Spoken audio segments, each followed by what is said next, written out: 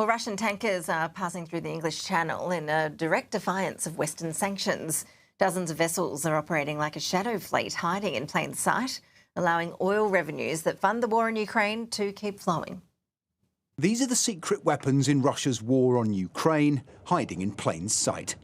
We've been tracking sanctioned tankers carrying the oil that funds the Kremlin to intercept them here, less than 10 miles from Dover. This is the shadow fleet on our shores.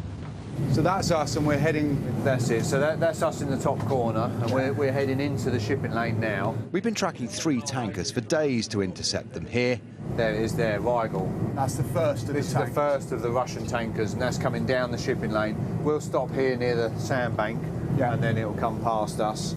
Right on schedule, the first comes into range.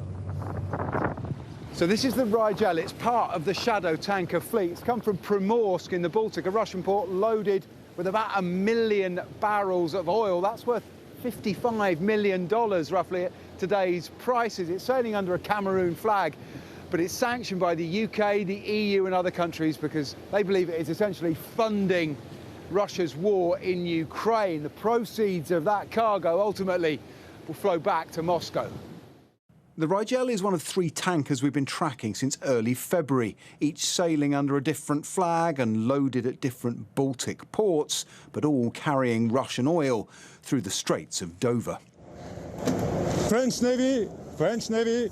In January, French special forces seized a tanker sailing from Russia in the Mediterranean, and US forces have seized at least 7 since its crackdown on Venezuela.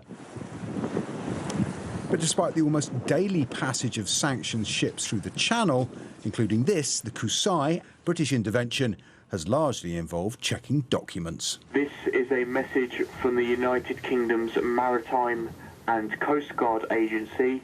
We overhear a message to its captain from the Coast Guard. They doubt the ship has valid insurance and want proof. Please email with a copy of your civil liability certificate and or blue card within 24 hours of this request. The Ministry of Defence says this is part of its robust response to Russia, but with around 800 vessels in the shadow fleet, pressure is growing for direct action. Britain and its allies, we won't do this alone, we'll do it particularly with the Dutch and the Danes and the Norwegians and the seagoing nations of Northern Europe.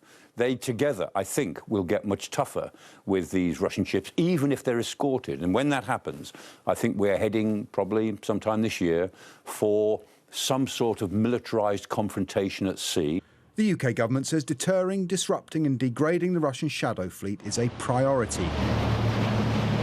But for now, the oil that greases Russia's war machine continues to flow, not in the shadows, but under our nose. Paul Kelso, Sky News in the English Channel.